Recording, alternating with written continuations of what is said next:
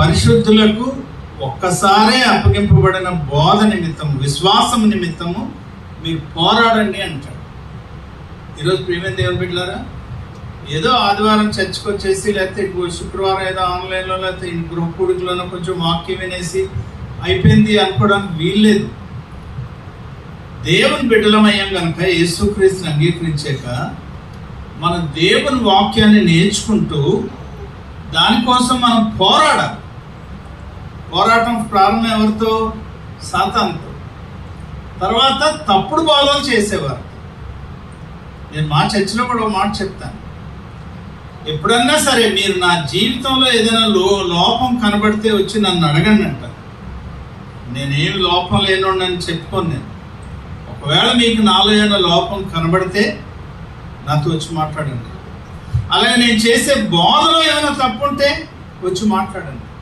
అంతేగాని వినేసి వెళ్ళిపోయి ఫోన్ లేదో చెప్పాడని ఊరుకోవడం, లేదా తప్పు చెప్పాడని మరొకరికి చెప్పడం కాదు.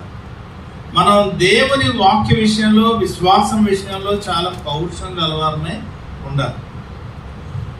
ఎందుకు ఇంత ప్రాముఖ్యమైన మాట రాశాడంటే, మీకు పౌలు చెప్పిన ఒక మాట బాగా అలవాటైన మాట అవుతుంది. మీరు సమాధికి వెళ్తే ఆ మాట బాగా ఎక్కువ సార్లు కనపడుతుంది. తెలుసా మీకు? ఏంటమాట? ఏంటమ్మా? Very good, very good. చాలాసార్లు వెళ్ళినట్టున్నాడు సమాధికి. ఓకే, చెప్పండి. నా పరుగు కడముట్టించి తిని, మంచి పోరాటం పోరాడి తిని,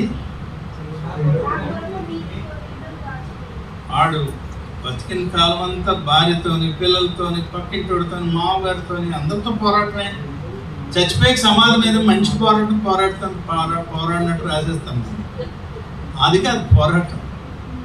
ఆ మాట చెప్పేది ఇంకో మాట అంటాడు చూడండి, మంచి పోరాటం పోరాడుతని ఫైనల్గా ఏమంటాడండి? నా విశ్వాసమును కాపాడుకుంటాడు. జాగ్రత్త ప్రియులారా, ఈరోజు రకరకాలైన బోధలు వస్తున్నాయి. ఆ బోధల్లో ఎక్కువ బోధలు మన విశ్వాసాన్ని పాడు చేసే బోధలు, దారి మళ్ళించే బోధలు ఉన్నాయి. నీ బ్రతుకును మార్చుకో, పాప క్షమాపణ పొందుకో, పశ్చాత్తాపడు, యేసు వైపు చూడు, ఆయన అడుగుజాడల్లో నడని చెప్పడం తగ్గిపోయింది.